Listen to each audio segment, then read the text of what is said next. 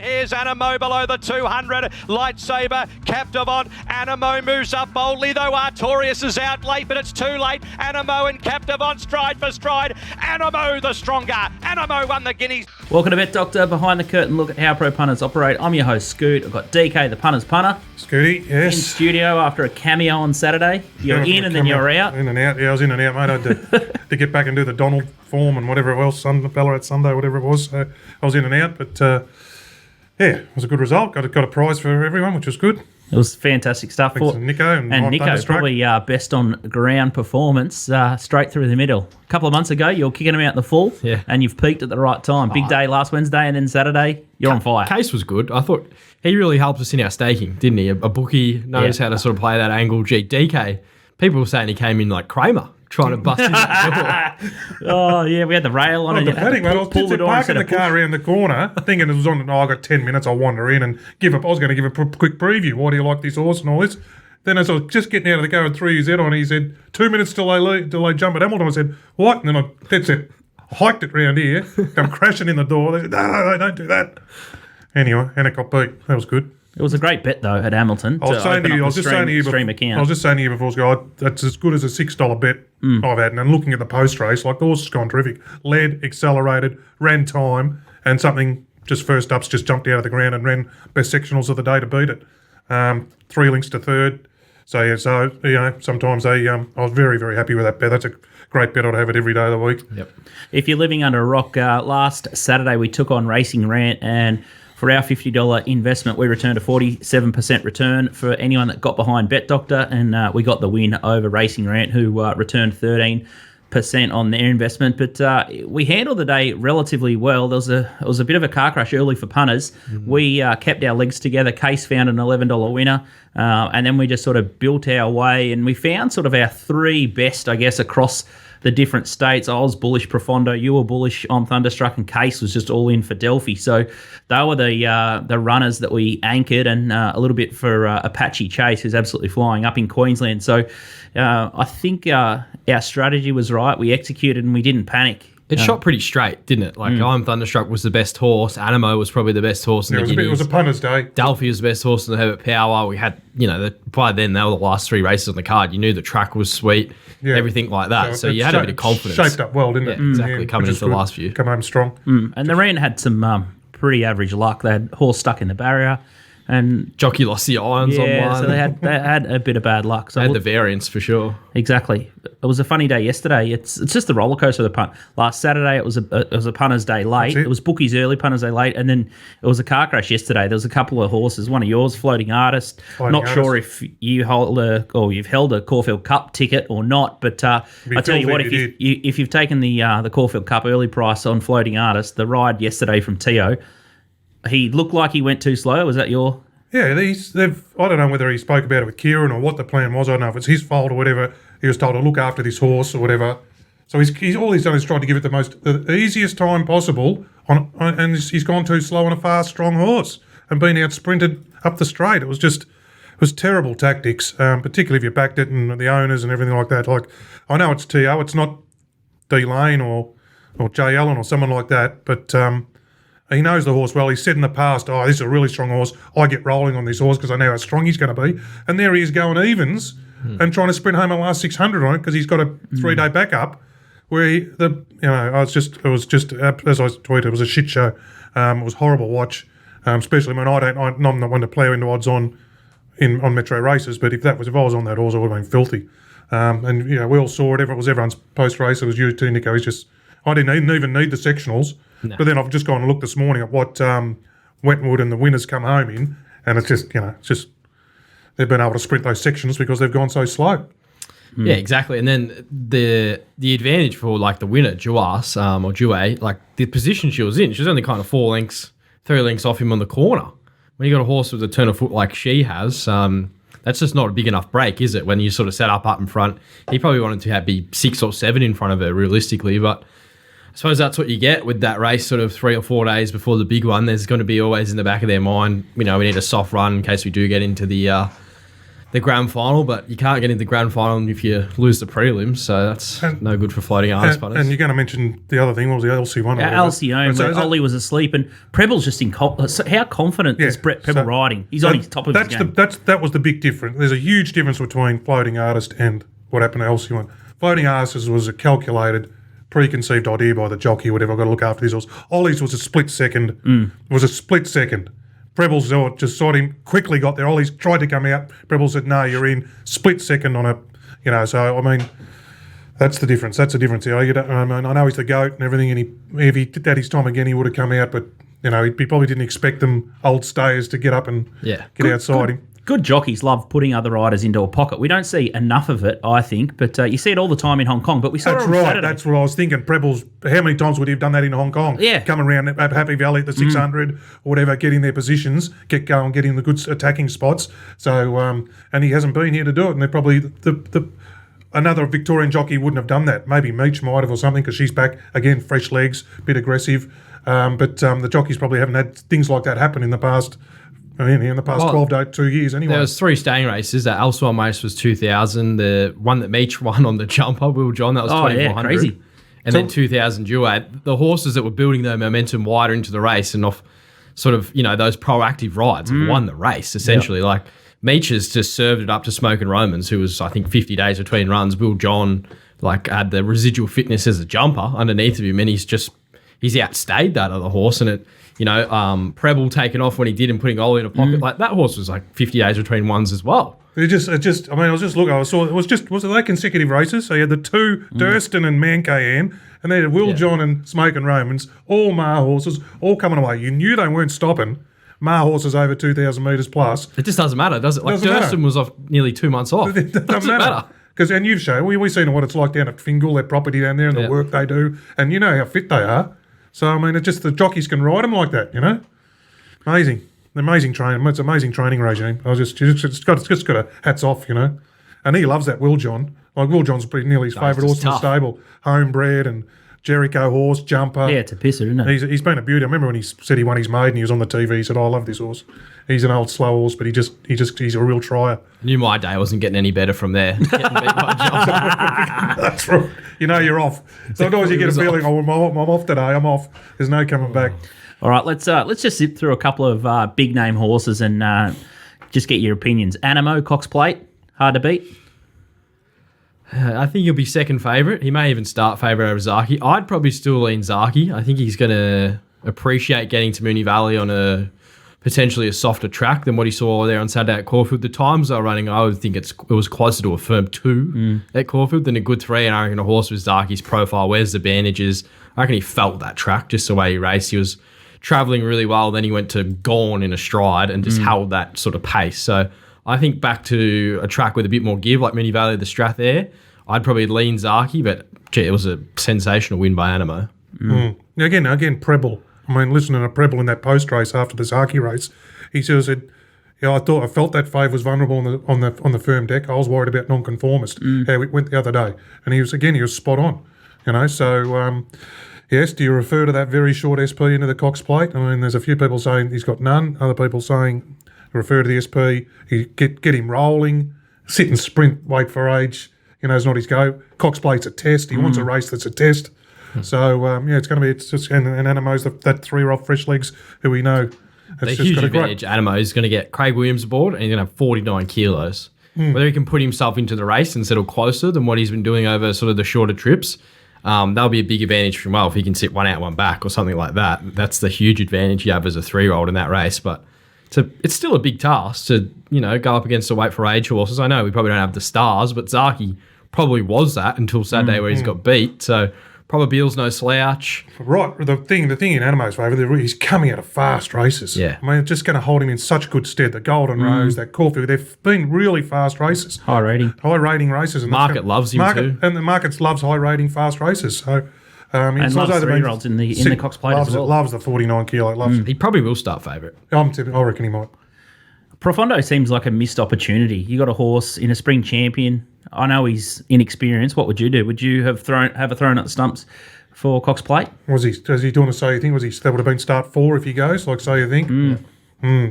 What would you do if it was yours? You only get one opportunity, and I guess that's the problem with floating artists. You get an opportunity, you miss that golden opportunity. And these pass, Profondo's got an opportunity, 49.5 kilos. He's got so much upside, this horse. Well, the trainer knows the horse the best. I mean, that's all. I'm just, they're great horsemen, great trainers. These guys. I don't know what. I remember listening to them asking Richard Litt about it the other day. I can't remember what he said, but where's he going instead? I think he's to the paddock. Oh, he's going to the paddock instead. Yeah, so he probably knows. Come back for the Randwick Guineas, and then maybe in a Queen Elizabeth or something along those lines. Yeah. Okay. Give him more time. The horse might have been showing signs that Yeah, like you compare them, like you go, Anamo's won the Guineas, and the Spring Champion's probably the other lead up to the Cox Plate, where you saw Castelvecchio, same camp, run so well running in that race. I think he won the Spring Champion, then onto the Cox Plate. Well, that's right. He's got a great guy because he's trained Castelvecchio, isn't he? So he knows what it takes. But, Anamo's third racing prep. This horse is in his first prep. That's a big difference as well. That is a big difference to do it in your first prep. And you go there and you get busted up, and then that just might finish you. Empty you out. He's going out, and it was always a Mark Reed thing, out well, back well. Where if you go out emptied out, a question mark on how you come back. So out well, going to the paddock on a high is big. It's a big thing. Yeah, you've mentioned it many times. Artorias, I'm a little bit surprised it's not going to follow the Cox Plate path, but I can sort of see it being suited up the straight in a sort of a sit sprint type affair in the Coolmore. What's your? Yeah, either way. You could go either way. The Noonans are the ones that talk about this horse. Your brother Travie. He got the best of the Twitter cesspit on the weekend for having an opinion on Artorias. Look, his first 50 metres of the race is his problem, but he's probably more suited down the straight where he can, suck in behind him and accelerate through. Well, you can see in his sectionals and just watching the race. You don't have to be sort of looking at the data or anything like that. You can tell he has serious talent. It's just he's not as professional as the other horses in his sort of 2-year-old cop. He won the Blue Diamond probably because they went too hard for a few of those horses in that race, and he was just... the horse that was ready to do that at that stage, and he was back from the 1,300 metre run, and ever since then he's just kind of hasn't worked out what the game's about, missing the start there on Saturday. Maybe if he missed the start and had a drawn 14 like Animo, it would have been a different scenario where he could have built his momentum properly, but at the 600 D-lane still kind of looking and sort of plotting his path. He definitely got out with enough time to beat him. I thought it was a run of a horse looking for 2,000, but I do agree. I think he's talented enough that he could drop back to 1,200 and win a Coolmore, but hopefully they go quick in a Coolmore, I would say, because I think he's best when he just has to race the entire race. He doesn't have to think about anything else. He thought about it in the extra plate, turned it up, $1.60 favourite. The Golden Rose, he just has to charge. The Blue Diamond, he just had to charge at him. The Golden Slipper, he just had to charge. I think that's where you want him. Yeah, he wants a fast run race and just, getting some sort of rhythm. But I mean, it all depends on what I've just noticed, just my own stuff for the past month. Race shape, what suits some horse and what suits them. I mean, you look at Yearning yesterday. I mean, she's out the back, but she was so well suited. The way they ran that race, he got onto the back of Elusive Express. It was just very well suited. That's why it won the race. I mean, I haven't looked at the sectionals for that race either, but it was just the way the race was run. It just seemed it was the best suited horse. It was a bit of a car crash back to the fence, and she's horrible just back to the fence. She's out wide. So I mean, and then you swap the barriers with Fortunate. Fortunate Kiss has the run that Yearning does. Fortunate Kiss wins the race. And things like that. It's just big thing, that individual race and what horses are suited and what isn't, and where they go next time. They're a pretty average bunch though. Those 3-year-old fillies. Yeah, shocking. You sort of kick yourself. Yeah, the males are the go, aren't they? If you want to dig deeper into your form, make sure you check out puntingform.com.au. It's $2.97 a month, and it's definitely a game changer and a big step up. If you want to start betting like a pro, make sure you check out puntingform.com.au. They got lanes and lane buyer starter, jockey stats, trainers. Well, jockey stat, now not jockey stats, but you also can put in your own. What's that? You tweeted out the other day the Damien Oller stuff. You can make your own. You can make your own betting system. So lay or back systems, and you can figure out how profitable they are. Right, and now the goat. Now what? I think Ollie over the last 12 months, Metro. I think it's about 25%. Winning. Look, you can win if you lay them all. Yeah, if you lay them all at SP. Yeah, there you go. Ollie. Hey, my mate. The goat. Yeah. Could have laid him at the shorts. I tell you what, just Ollie at the shorts, Metros, and you're laughing at me here, Nico. I am absolutely petrified to bet up, and I know a few of my mates had a big crack at Alcyone yesterday, and I just can't do it. Like, I coupled up Floating Artist and then Celio Miss and those sort of horses in the Metros where it's, so exposed and so obvious. That's the only way I can play those shorties. But you've got a short memory, though. I mean, he's right. Animo, Delphi. Yeah, Delphi. See, Delphi was a great ride because he got on the Chewy. Yeah. And he's sort of sitting there and he's going, I have to go on this horse. It was a great ride. And he had to bite the bull. He was living and dying by the sword there. Yeah, But exactly. he had his confidence up because he'd ridden the Caulfield Guineas winner. So it'd be interesting. We'll talk about it. We'll get to it when we talk about the Caulfield Cup shortly. But, the two outside barriers for the two favourites. And the two, Preble and Ollie. And there's rain after everywhere. After what happened yesterday, Preble and Ollie. It'll be Yeah, there might be a bit of it'll be bloody coming down the straight the first game time. on there, won't it? Oh, what? And I love Preble Ol. He must be an interesting character because he doesn't mind giving a bit of lip out there and over the line as well. Loves it. You can the argy-bargy. Loves it. If he chases one down, he gives it to him. Yeah, straight away. D Lane and said, "Gotcha." He knows straight away. He just wants. They all want to win. They all really want to win, but I think he wants to win. And I think he's found that again. Like he sort of looked hunger. 6 months ago, a year ago, like he's just going through the motions, and now he's gone, I'm back in the game. Oh, so he got buckled. Did you see in the paper? He got buckled. It just came out the other day. He got buckled for drink driving back in February or something. So then he had some time off. So he must have had some issues going. He might have had some personal issues or whatever. And then he's just absolutely got. But I think he's worked. He's obviously a champion jockey. And he's worked out obviously what his strengths are, and his strengths competitiveness. He thrives off that competitiveness. He rises to the big occasion, like we saw yesterday, putting Ollie in a pocket. Like he's the rider at the top of his confidence. And he just wants to win every single race. That's great. Yeah. No. Huge ROI. It's great. And if you're a punter, I mean, it's fantastic. If you back beat Preble, so something will happen here. Something will happen. You know? We found him later in the show, so stand by, punters. And Linda Meach is also back in the game. I think she'd be benefiting from Jay Carr out and a couple others. It's good to see her back at the top of a game. It's going to be a big show. We've got Muggs Morrill on the lead. It was heavily backed. It was off the map in the last race at Randwick. Didn't get the chocolates, but he's confident again. Leo grew a leg there, didn't it? Leo on the lead. It's Leo like was one. Yeah. We've got the Assaulter from Malta. We've got Jason AZZOPARDI to preview the Everest and one of his specials. And Nico's going to have a look at the Caulfield Cup and the Alinghi Stakes. And we're just going to zip straight into the Alinghi Stakes. And we'll get the odds courtesy of TopSport here. This is race 8, Caulfield Saturday. And I live very close to Caulfield, and it hammered down for a short, sharp period last night. So it's a big weather watch in Melbourne, and same goes for Sydney. I think they're expecting up to 30 mils. But let's have a look at the Alinghi Stakes. It's Rubisaki is the favourite here at $5.50. Vada $6. Emanate $6.50. How Romantic, Big Daddy Fraser's horse $7.50. It was a nice little pipe opener for this, I would have thought, and gets back to Caulfield, which will suit. Bless Her, $8. Never Talk, $10. Rain Bell, $13. Gemma Scotland, $26. Lashes, $26. Maliva, $26. And Paul's will get 31, and you can get better. The rest of the trial that we're going to have a look at here is a horse called Lashes in the orange. And this horse has got form around Talier and Probabile. You might have found one at odds here, Nico. B Preble at $26. I think we just got to be on. This is her most recent trial at Warwick Farm where she chased Malkovich, who's out in front. He's the favourite in the Caulfield Sprint. She's kind of scrubbed along a little bit here. Probably at this stage of the trial, you're thinking, she probably hasn't gone that good, but she worked to the line sort of nicely. Through the line, she's very strong, and I think she just bumped into a very sharp horse in Malkovich. Her trial before that suggested, I think her two trials this prep have suggested that she's here ready to play. There's been a bit of intent there. She's a really good wet tracker. She's had 5 starts on a heavy track for 2 wins. She's raced well on soft tracks. She's got a good first up record. You go back through her form last preparation, I think she's a dead set 1,100 metre horse. She bumped into Talier one day at Rose Hill, started $5. That horse started favourite in the mares race sort of last Saturday. I think the 1,200 sort of saw her out in the Balmain, but she's only 2 lengths off Probabile and sort of these kind of mares.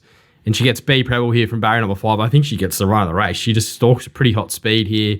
There's going to be a bit of tent from a horse that's sort of drawn outside her. So Preble's the man you want on. She's a huge price. I think $26 on a tricky sort of card. She's going to handle the wet track. Matt Smith's a great trainer. Sort of travelling his horses down to Melbourne. I think we can back her at $26 each way for sure. As soon as I look at that market, I see Rubisaki at the top of it, and I think, that's a chinky favourite. So it's chinky first race. up again, isn't it? Wasn't it going to be Rubisaki? It just keeps going, Rubisaki. Yeah. Yeah, they waited last weekend for this weekend, obviously because of rain. Oh, the rain. Wet track. But I Bless think her and How Romantic coming out of 1,000 metre races. Varda's a great wet tracker. She might be the other horse you'd probably have a look at, but you'd be backing her in to find her best on a wet track because she kind of showed what she had there last start at Warwick Farm. She got beat at the midweek, so I don't know if you want to really take that form, but I thought, Lash is $26. It's an easy each way bet. It's a deep race, but she's got the right run. You get Brie Preble, and she looks like she's been set for it. If she comes here. She's also accepted in bloody Brisbane. Okay. So he trains out of Sydney. He accepts in Melbourne. He accepts in Brisbane. It's Thursday, and he still hasn't scratched from one of the joints. Like, I know it's a bane of one of them. And did you see the other day I put a tweet out? Like, talk about dual acceptors. We had a quad acceptor last weekend. Daniera accepted Saturday, Sunday, Monday, Tuesday.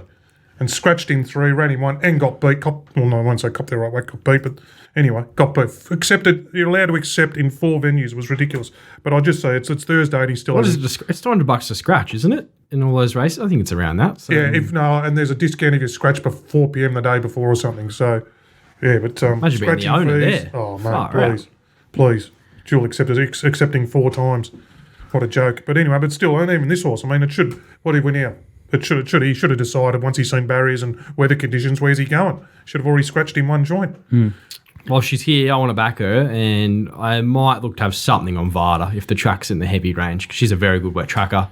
Beat Master Crusader one day on a real wet track, so that's her go in life and gets D lane. So backing in the good jockeys there on Saturday, make the right decisions. I'll have to have a chat to In the Know with Snow. He gets all the Chris Lee's mail. I thought Never Talk was a really good run last start at Kembla Grange. It hit the line. So Craig Williams is on that one. So and it loves the wet track. So I'll be weather watching and ringing Snowy. So if there's any mail around for Never Talk at the $10 quote, I'll let everyone know there. That's the key to this track on Saturday. Like there's like nearly 60 mil of rain predicted. If it sort of hits before the meeting, that might be okay. If we get 10 to 15 on race day, come these later races, you probably want to be looking for horses that are really going to handle wet tracks. How do you know? Like, they've just been so far off the bomb.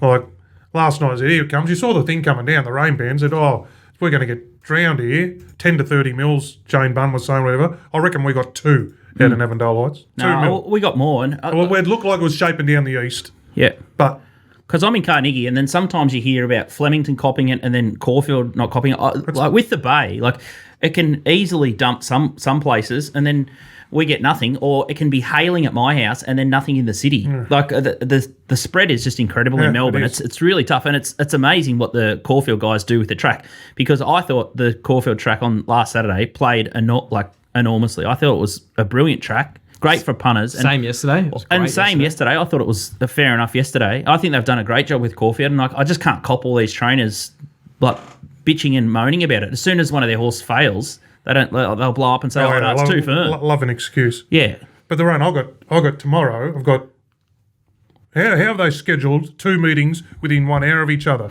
Maui and Pakenham, like, please. And then the rain's heading down that way, trying to do the form. I've got no idea what the track's going to be. Like, I'm thinking it's going to be heavy, and I think Maui's going to be bottomless. It says 30 mils both days there, but how do you I don't know. Like, it's just got to wait and see. Anyway. God, Maui into Pakenham. Like, please. That Pakenham track, it can be a bit suspect, those first few night meetings. That is. You're right. I'd be avoiding that. Very true too. Friday night. Shout out to DK out wide. You can jump on board his stuff. 66 a month. Outstanding value. One of the best. It's probably going as good as any sub in Australia, I would have thought. Let's have a look at the Caulfield Cup. Good value.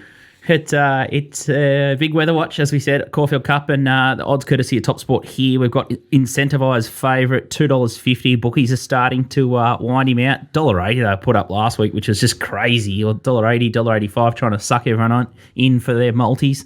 So it just pays to be patient with some of these real short odds-on pops, especially in these big feature races. There's other bookies that need to get their whack out of it. The layers will step in here. $2.50 incentivised, barrier 20. Delphi, the horse that helped us on the stream on the weekend, $7.50. Nonconformist was a real big eye catcher for mine, $11 out of the Caulfield Stakes. The Chosen one, $12. Young Werther, $12. Explosive Jack, $17. Montefilia, $17. Deus or Duis, $19. She's Ideal, $26. Persan, $34. Homesman, $41. That looks a big price. Master of Warn, $41. Quick Thinker, $61. Chapada, $67. And much, much better the rest. Nico Noonan. I think we're going to have a look at Incentivised first. It feels like we've watched so many replays of this horse. And how do you think he'll go on the wet track? I think he'll love it. to be honest. The way Yeah. I see him in the yard, the way he moves and his action, I reckon he'll really appreciate a wet track. I have no concern there. I think this is definitely the lead up. They're going fast here. He set up that early tempo. He's as strong as them late. It's the best figure he's ever put up on the punting form data that we sort of use. He kicks back to beat Young Werther here. Young Werther was an outstanding run. I suppose the knockers are going to say, what's he going to do from the draw? Really, Roll forward. that's where the layers are going to come from. I think he's 1 out, 1 back, outside lead, or Preble maybe even leads on him if he wants to. He's got the horse underneath him. He can do whatever he wants. That's the big tick if you're an incentivised punter there on Saturday. That Preble he knows the horse now. He's had the 2 rides on him there. He knows, all right, I can get this horse into a dogfight. He'll kick back. He's going to give his absolute all. He's been set for the race. I thought he paraded outstanding last start there in the Turnbull. I would have loved to have been on track, but just off the TV and the way this horse moves, like that was maybe the best I've seen a horse walk. I was so filthy I didn't end up backing him in the end. Very elegant, just graded me up too much, but he beat a champion there. There's no doubt she's a champion, very elegant. I think she's won 9 Group 1s. It's the way he did it. So, like they went out, like he got, it reminded me back in the old days when then Colin Hayes. Rode to beat him, and he still beats him. Yeah, so I think it was Cossack Warrior versus Vo Rogue or something, and Colin Hayes had another thing in the race and sent it forward to take on Vo Rogue, and Vo Rogue still fought him off and still won. And then that's what that reeked of there. No, I'm not saying there's any pre-plan, but he was taken on. They went out, 12 lengths above or something, and he's still strong as an ox and still probably strong after the line. Like he's just... Yeah, they're just so strong. I love it. Gets back to 2,400 where he won by 12 lengths the last sort of start he ran in that. No, that's against a few opposition, but... You'd rather him draw, as Preble said, you'd rather him draw out than in, because he said, I would have to dig him up and use him up like he's had to the last start. I think from the gate, he's like Animo. You just have to show how good he is. And if he's as good as I think he is, I think $2.50 you can back him, to be honest. Okay, let's have a look at Delphi, a horse that we anchored as one of our final legs, and once Floating Artist got scratched, he looked an absolute moral to us, but he was satellite really early here after pulling. Yeah. So that was, again, Ollie made a split-second decision. I've got to roll on this horse. So that's the query, but he was up from he was up to the 2,400 off the 2,000. It's a different tempo, so they can get a bit chewy. So they do benefit from that run. So you'd think he'd settle a lot better in this race on the weekend. The chosen ones it's not a bad sort of benchmark. That horse has run beaten 3 lengths in a Melbourne Cup. He's sort of around that mark, 2 or 3 lengths off the winner in all these big feature races. So there's a lot of merit in Delphi. And Ollie riding the weight was another big. I mean, he looked like, well, not quite. He's going to ride a kilo over, so he's 53 and a half. 53 and a half. Yeah, but still, it's a big push. It's a big push. And he, like, I know he was pretty kind to it late there. So. Yeah, barrier 19, barrier 20, they come across together. It'll be a battle of tactics, and then I suppose the other horse in the race is non-conformist. He's drawn 7.5 kilo drop from the Caulfield Stakes. And Caulfield Stakes, a horse like Mongolian Khan come through the Caulfield Stakes to win a Caulfield Cup. I think this is he's a huge knockout runner, and Sting out of the track shouldn't phase this horse either. Well, I think the respect Preble showed to him and what he spoke about non-conformist, how good it went 2 starts ago, and how much respect that he was the danger to him probably the other day. That speaks volumes of I think the talent levels of that horse. Yeah, I think Willow from 16, he might look to get on the back of both of them and put him in the race as well, because Chapada and Celino sort of drawn out in between them, and then you got Delphi incentivised. I think there's a scenario Delphi takes off and probably tries to get outside lead on. Delphi settles. Like Ollie, if he gets a bit keen, I think he'd want to let Incentivise go. I think he'd be better off in a faster run race though. Like they didn't go that quick last start compared to what Incentivise has been going. I think Homesman's definitely your leader, and then Incentivise and Delphi, that one of them's probably outside lead, 1 out, 1 back. Non-conformist, and then maybe non-conformist tries to find the back of them. If you go back to that replay, like Delphi beat the 5th horse there, Mirage Dancer, by 4 or 5 lengths. Last time Incentivise met him, he beat him by 12. Like I know that's a pretty easy way to sort of look at it, but I think that's a guide to maybe how good Incentivise is over these trips. Delphi's definitely going to be the horse that has the market spoil. He's on the quick back up. They loved him last week. They love the naturalism. They're happy to back horses out of that. The 2,400 metre run he's had, that's a big tick as well. So I think if you're looking to back a horse early, it probably would be Delphi. I think he might start shorter than sort of $7.50, and the market might really look to find him. But for mine, I think Incentivise will be too good, and he'll show that he's a superstar in this race, and I think he's dangerous young Werther. The horse that I sort of didn't mind was Explosive Jack, coming through the Young Werther form line. And this horse had a really big preparation last time. He gets to the Caulfield Cup third up, finally going to peak here. I'm not sure if Barrier 1's going to be the place to be on Saturday. But is this more of a Melbourne Cup horse or a Caulfield Cup horse, Explosive Jack? Because it looks like he's just starting to peak. If you go back and have a look at the incentivised replay, this horse started to flash into the screen really, really late, Explosive Jack, and he'll only be starting to do his best work at 2,400. He's dead set stiff, Explosive Jack. Like, he's the fastest last 200 in the Turnbull. He's drawn barrier number 1 here, so he could be completely out of play. But if he had a, say, bumped into a year where there's no incentivised, a potential star of the turf, like, he'd be right in this race and then sort of on track to a Melbourne Cup. But I think the Melbourne Cup's his race. That's the race they've been setting him for all prep, but it was a great sort of hit out for the Caulfield Cup last start. Shape him well for a Melbourne Cup for mine. For sure. So it's just it's his grouse prep. These not suited, getting home, still being strong. I think if Incentivised comes out and he gets beat here and sort of it all sort of falls off a cliff, which I doubt it will, but if that does happen, he doesn't push on to a Melbourne Cup, Explosive Jack's definitely the horse you'd want to be with. He just looks like the horse that's been completely set for the race. But yeah, he's going to need a bit of luck from barrier number 1. He might be your flashing light sort of run for the quickest closing sectionals again, and then you want to be on him in the Melbourne Cup. That was the way I was sort of thinking. I thought the winner. I think you've nailed this one, Nico. I think the winner will come from incentivised Delphi and non-conformist, and then your Melbourne Cup flashing light run will be Explosive Jack. I haven't really got any other angles there. I thought Homesman probably was a knockout place chance, just at a really big price. If you're looking to play exotics, he was good in the Caulfield Stakes. He just sort of showed what he had. He was off a brutal run, Jarrah Cup into that race. So that's a good sort of platform for him. He's been set for this race, so this has been the set play. I think he's definitely a first 4 sort of player. If you're going to play that way or some exotics, you'd probably chuck in Homesman. But the way I'm probably playing the race is I'm just going to back the best horse, and that's incentivised. I don't think I'm going to get too much more complicated than that. Any other thoughts? No, I think we've summed it up pretty well. But it's going to be a great spectacle, I reckon. All right, if it's a big weather watch too, so make sure you keep an eye on the track conditions, because that's going to play a big part on who wins and loses across the card at Caulfield. It's going to be tricky stuff, so make sure you check out Nick's Mounting Yard Mail. He's now got the Caulfield 360-degree yard tool, so he's all over it, and it's only going to be a matter of weeks, we hope, until Nico's back on track. So can't wait for that also. So for $11 a meeting, month, I reckon. A month, and I think I'll be back. You'll be sweet. What are you now? Yeah, a month. Yeah. Looking forward to it. You must be chafing at the bit. Absolutely looking forward to it. Yeah, good to just get only thing to look forward to in bit life. Bit of normality. You're going to get out for a lunch. Lunch. A long lunch. Long lunch. Yeah. We'll go for 2 days, 3 days. Oh, it's usually the case. All right, we might take a quick break, and then we'll get the Assaulter from Malta up and about, and we'll have a look at the Everest, the big one up in Sydney, up in North Korea. Welcome back to Bet Doctor. Behind the curtain, look at how pro punters operate. I'm your host, Scoot. We've got Nico and DK in studio. Now it's time to talk to the Assaulter from Malta, Jason AZZOPARDI. He was part of the losing Racing Rant team on Saturday, but he found the billionaire that won easily enough in Adelaide. But welcome back to the show. Thank you. Oh, we had a winning day, so I wouldn't call it losing. But, we won less than the other team. I'll acknowledge that. Mate, you're on fire. A couple of weeks ago, you found Secret Blaze. It's good to have you back.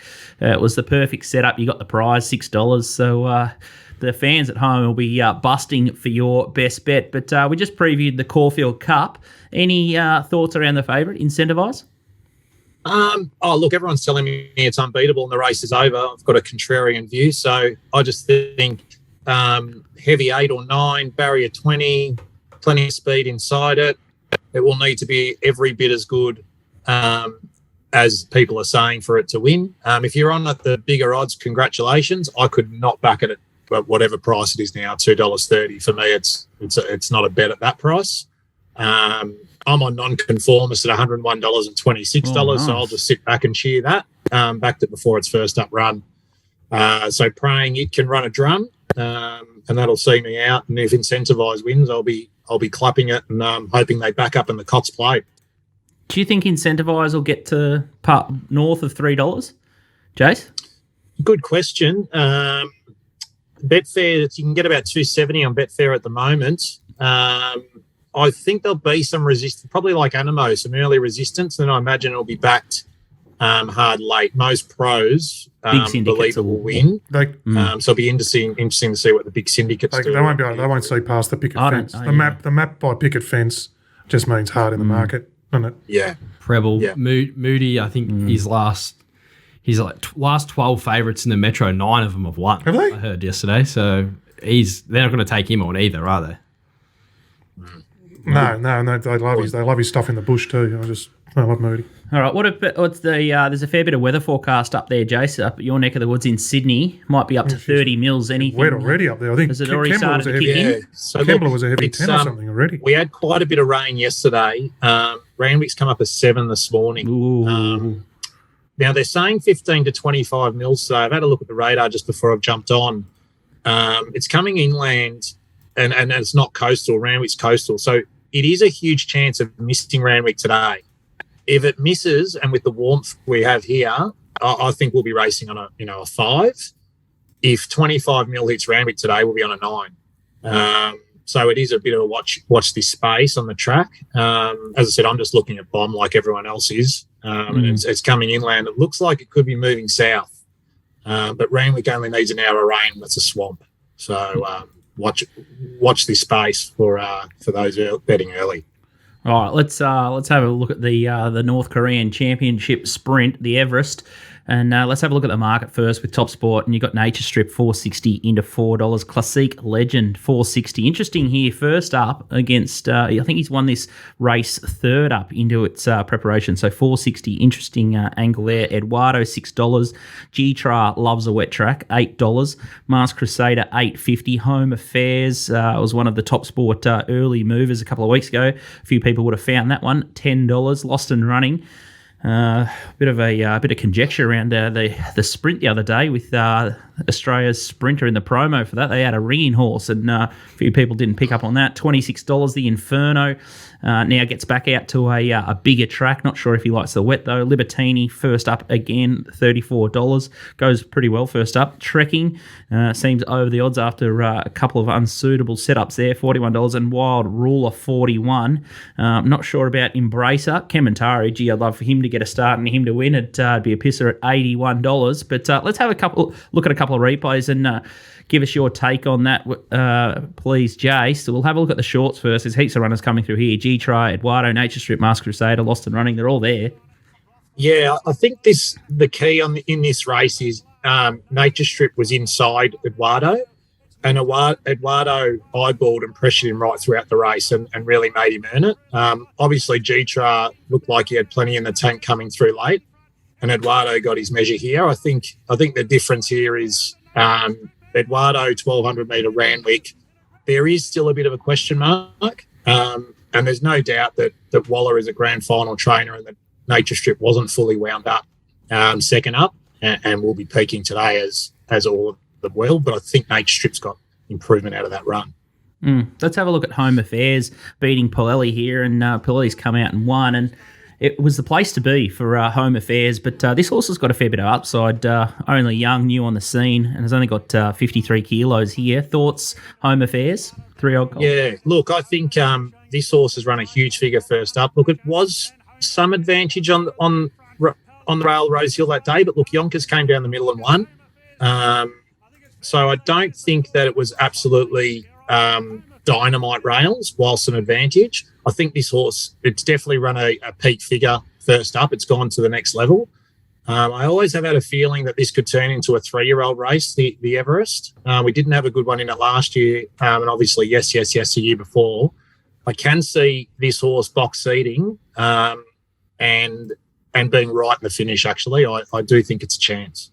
And the last replay that we'll have a look at here is Trekking and the Inferno with Wild Ruler in the Moya Stakes here. Yeah. So Wild Ruler got the better of Inferno here. Look, Trekking's been there, done that. We all know his exposed form. Wild Ruler's drawn out in 11 here, although he's got T. Clark on a leading jockey, a front-running jockey. I don't think he's got the speed to get across, so he's not drawn really well here, Wild Ruler. Trekking, his Trekking keeps running on but doesn't win. Look, the Inferno is a hugely untapped horse. I think it's got the ability to go to the next level and could be a smoky. Just the way I feel the race will be run, which will be based on my tip, I think it's the best chance of the run on horses at big odds, the Inferno. Any thoughts here, Nico? Well, I suppose the key to the race is Classique Legend back. He's had 3 trials leading to this. He was supposed to run in the shorts or the Premier. I can't remember which one. They missed it. He's first up. He's had 1 run since his Everest win last year. It was in Hong Kong where nothing went right. The horse has come back since. I watched all of his 3 trials, and I think he could be back. It's just whether we're on a heavy 9 or something like that. If it's bottomless? Jace. Well, he's a grey, isn't he? True. DK. DK.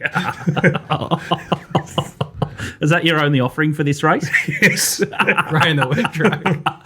Oh, The grey in the wet, mate. He'll swim. it's an interesting one for Mel, and I think G-Tra's an absolute a muddy. Loves the wet, but still a little bit of a slight asterisk over the 1,200 metre mark. I think the Inferno and Trekking are clearly the best roughies in the race. Oh, yeah. Well, I think we get Azza. Can we get Azza on Classique Legend and G-Tra? Yeah. So look, there's been 4 Everest. The first 2 have been they trotted in front. Redzel kicked clear and won. The last 2 have been ridiculously fast speeds and slingshot runs. So you're assessing chance. I mean, everyone has got a view on the Everest. How I've assessed it is the speed of this race, like most races, will decide this. How I've assessed it is Nature Strip is drawn fantastically out in 10. He doesn't want to be having to be dug up with pressure outside him. And with Nash and Eduardo, not Rachel King like last year where she absolutely slaughtered Eduardo and went out really, really quickly, I see Nash just strolling across and Nature Strip sitting outside it and the 2 hardheads not overdoing it in front here. And I really think it's going to be difficult to make ground. G-Tra in 1, I think, is not a great gate. And Classique Legend, yes, won it last year. But as I said, the speed they went in front last year, the last 3 basically were the first 3 home. So I'm taking a stand against both Classique Legend and G-Tra on that basis. As I said, I think Eduardo leads. I think Nature Strip sits outside of him. Look at the TJ last year. It'll be a setup like that. And I think Nature Strip will be dominant and win. I think Home Affairs will sit in the coffin behind them. And with that lightweight, could be a chance of being in the finish. And you'll have all these horses like Mars Crusader and G-Tra and Classique Legend running good races and running on. But you'll know the winner after 600 metres in this race, and I'll be betting on them not going too quickly and Nature Strip winning. It's a good assessment. Yeah, I think you're close to the mark there. I think the money will come. There'll be some money for G-Tra, I anticipate. And if He was so flattered last start, G-Tra. Like the fence was the place to be.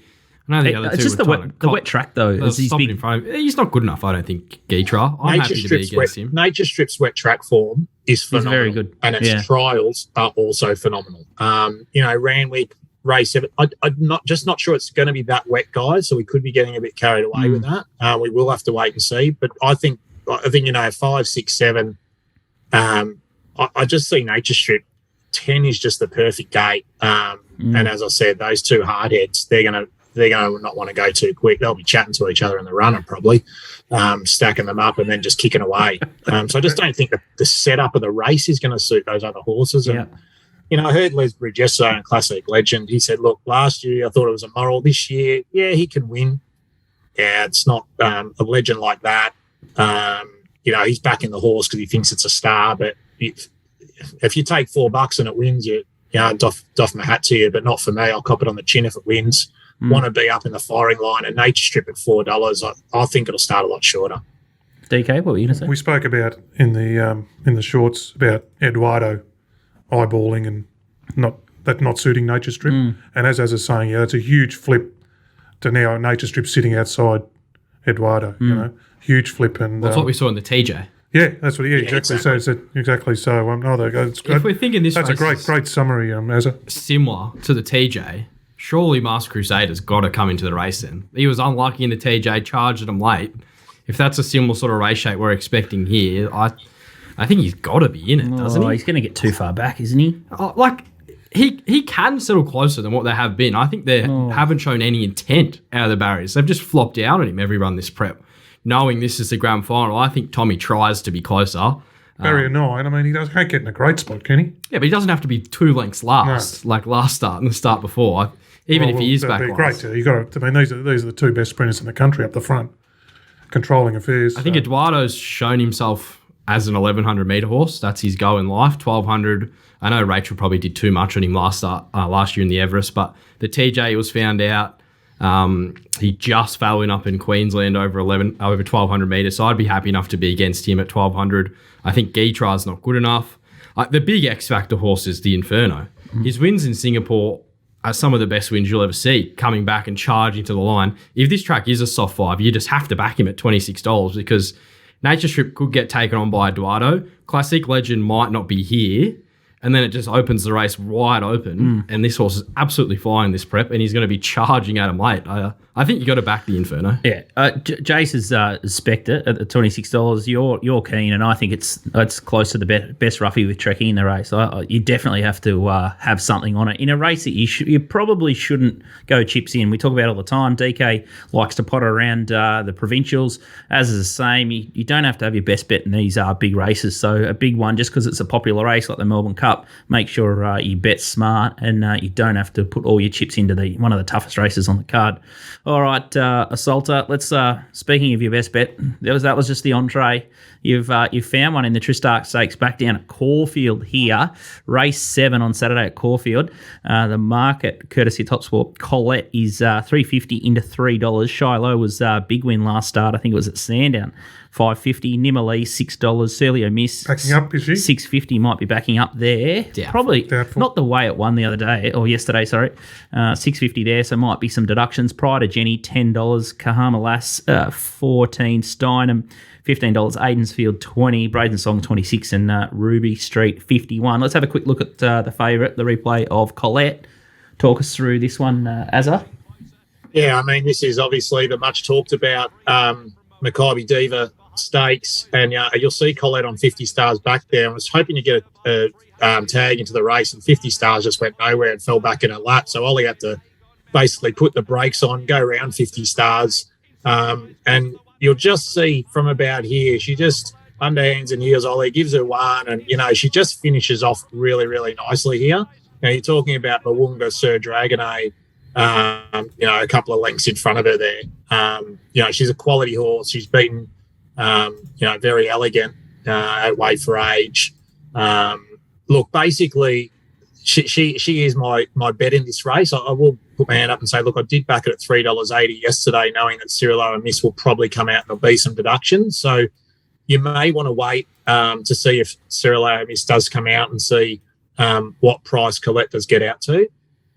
I'm betting that this is a heavy track. It's come up a 6 this morning. They got 15 mils at Caulfield, and it's looking like a lot of rain tomorrow and rain on the day. If this is a heavy track, I think this horse will just win. It's a superior wet track, one of the best in the country. Look at its Golden Eagle win last year. It's been competitive with the very, very best horses in the country, and is only giving some basically benchmark horses 3 kilos here. I've mapped this Frosty getting this about 1 out, 1 back, or 2 back at most. Look, it has had a bit of a setback. It has had a stone bruise, but and they were trying to get to the Caulfield Cup with it. So is that a concern? Yes, but if there's anyone good at freshening them up, it's this stable. A month between runs never worries me with Blue, and I just think on a rain-affected track, that sort of the zip is less of an issue, and her wet track ability will come to the fore, and she should be dominant. Assuming this is a 7, 8, 9, I expect her to win. I will have a small saver on Pride of Jenny. She's the only other horse in the race with wet track credentials. She was enormous last start. I did think it was helpful to be on the fence at Flemington, but she's been beaten a lip by Still a Star. I know it's a large SP, but I think the market just got it wrong there. Beat Mystic Journey home. If either of those horses were in this race, they'd be a price, or if not favourite. She's $10 at the moment, so I'll be having a small saver on her. But yeah, for me, Colette the best on a day where there's quite a few bets, and I'm keen on a few. Even Pakenham Friday night, and Moe Cup Day's coming up. So there's quite a lot going on. But I think Colette at around $3 is a bet. Okay. Yeah, well, the issue is she should be in the race 9. Realistically, if the plan went to prep, if the prep went to plan, she would be running in the Caulfield Cup. Now she's 1,000 metres less. This time last week they were setting her for the Coonji over 2,000 last Wednesday, and then they've had the setback there, and now they come to this race. I do agree though that you can see the angle. That preparation underneath her, and now coming to potentially a very wet track, the sharpness in her legs might not matter as much if it was a good track. But it's going to race like a 1600 if it's a heavy deck. And exactly. She grows an outboard motor in the wet. She's she played great last start. Like she's usually a real hot sort of mare in the yard, but last start she looks like she's really starting to work it all out. And yeah, if you do get a real rain affected track, that's going to be her advantage. If we miss the rain though, and it's only a 5, well, then it's a different sort of scenario. But if it's a heavy 8, heavy 9, she's probably the horse to beat. Shiloh was good last start at Sandown. She's a very good fresh horse, Shiloh. I don't know, or Shayu. I don't know if she beat much there, but it was a big win. She gets back to Caulfield where she's raced well before. I thought Steinem could do something out of the Mornington race. I think she'll handle a wet track.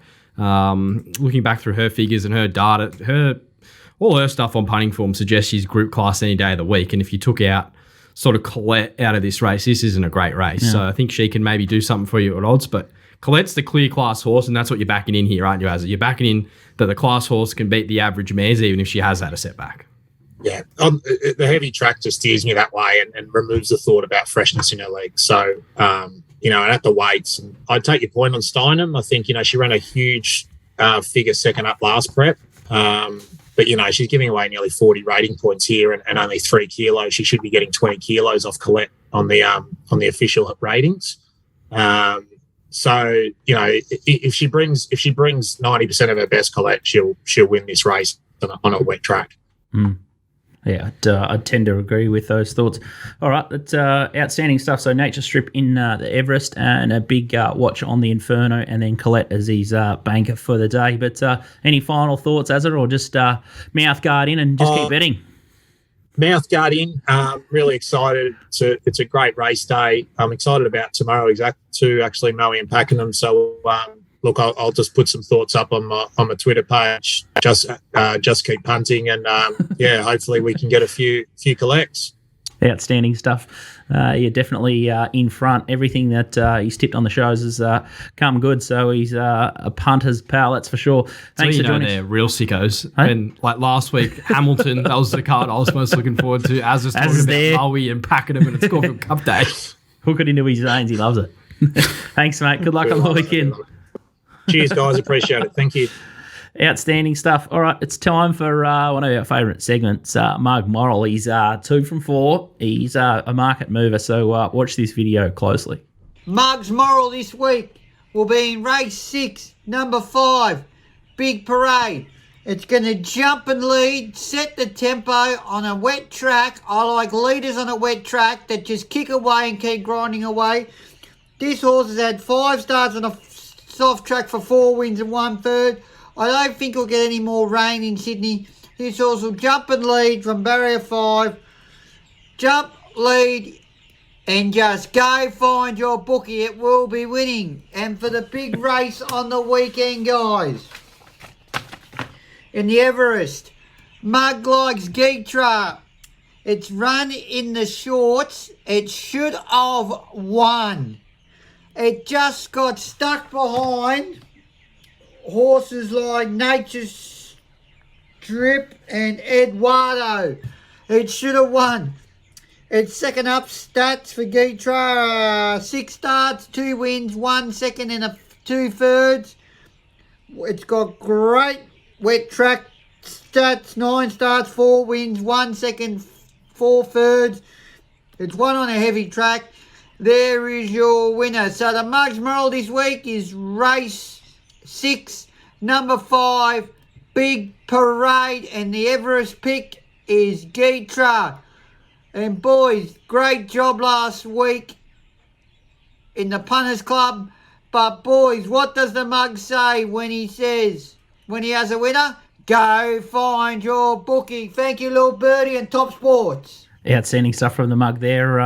He just loves a bit of a steamer too, doesn't he? He loves when there's money around early, and it's 450 into 380 big parade, and a little bit of steam around for G-Tra. I love how he says mug this and mug that. I just want you, DK, to say it. DK says and DK person. thinks. I like the third person All right, stuff. I'll take it on. Scooty says, Nico says. The whiz. Yeah, I like it. He loves an on-pacer too, which is a good starting point. Absolutely. Doesn't tip many run-on horses, the mug. And they're always firm betting against in the Special market K. too. So he's got a few on side there. There's a few sort of cats in that race. So Big Parade's definitely the winner of that lot. All right, let's have a look at TopSport big bets. It's Colette. The first one could be some of Az's money. He took 380, 350 still a good price here. Race 7, number 2, Colette, 2,000 at 350. Hard to beat there. In the Caulfield Cup, here's one. Race 9, number 4, the Chosen one, 2,100 at could be Scooty. $13. You love this horse. I love this horse. He's probably a good place chance in the Melbourne Cup, I would have thought. I worry that he's a bit flattened. Has he got a gear change for Saturday? Has he got Has he got a gear change? Murray Baker's just the king of switches. As soon as you see a gear change with Murray Baker, that's when I start to... He knows what it takes for a Caulfield Cup to... well, Just flick he's 'em got on. synthetic hoof filler on, which is a key change. That's not a good one. That's not a good one Wet at track all. will help him then. We did save on it in the stream. We thought it was the joker in the pack for Delphi, so I've got a big opinion It's of like the nail polish, synthetic hoof filler. I wouldn't read too much into it. nail polish. Randwick race 4, number 1, Decent Rain, 1,000 at $7. Haven't looked at the Reg Allen yet. So not sure about that bet. Let's have a look at Fangirl, Hoover That's not the Lucy. Mar horse, is it? Yeah. It is. Yeah. So she's out to 1,400. So she sort of started her campaign off bolting it at a Chuka over Echuca. 1,000, and then over 1,200 mini value the next start. Didn't look like she ran it out, and then she ran it out the start after. Now she's That at was wet that 14. day. I tell you that Chuka was a bog track. So she'll heavy. love it wet. Yeah, she liked the wet.